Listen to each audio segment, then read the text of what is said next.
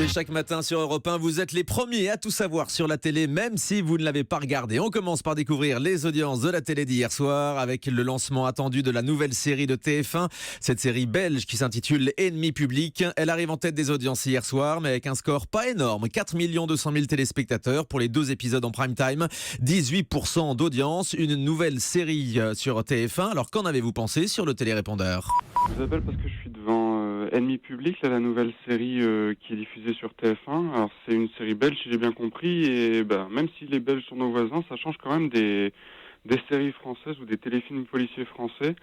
Franchement, j'aime beaucoup. C'est plutôt bien fait, c'est prenant, c'est captivant en tout cas.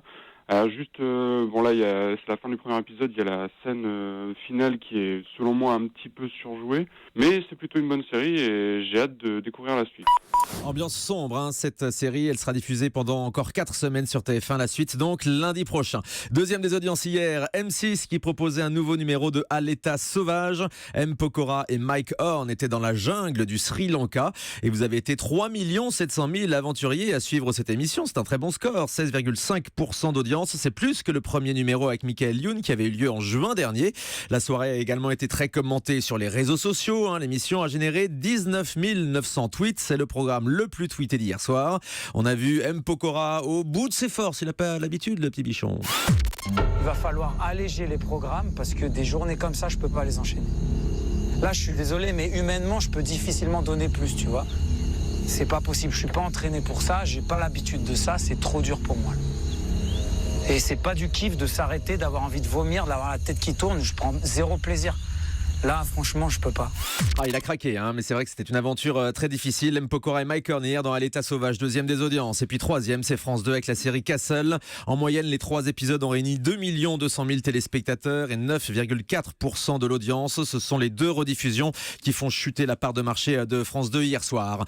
On va voir maintenant que France 3 a été battue par une chaîne de la TNT hier soir, Guillaume Janton. Oui, France 5 est très haute hier soir avec un nouvel épisode des Petits Meurtres d'Agatha Christie. 1 700 000 téléspectateurs au rendez-vous sur France 5, 7% de part d'audience, c'est un très bon score pour la chaîne. Et pendant ce temps-là, donc France 3 avec le film australien est à seulement 1 300 000 téléspectateurs, ça c'est tout petit. France 5 bat France 3 et puis on note également le bon score de W9 avec le film Benjamin Gates et le trésor des Templiers avec Nicolas Cage et Diane Kruger qui a réuni 950 000 curieux hier soir. Il y avait des beaux films hier soir. Comment vous dites le nom de ce film ? Benjamin Gates, bien sûr, c'est côté américain. En anglais. Voilà. Benjamin Gates et le trésor des Templiers.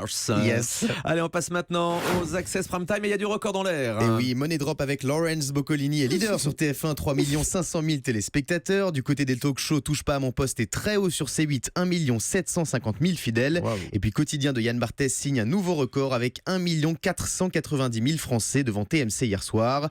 Et sur France 5, 1 200 000 téléspectateurs ont assisté au premier pas de Christine Bravo dans C'est à vous. Et puis hier était une journée très importante pour Énergie 12 qui lançait la 9e saison de sa télé-réalité Les Anges. Le 2e épisode a été suivi par 560 000 fans, soit 3% du public. C'est un bon score pour Énergie 12.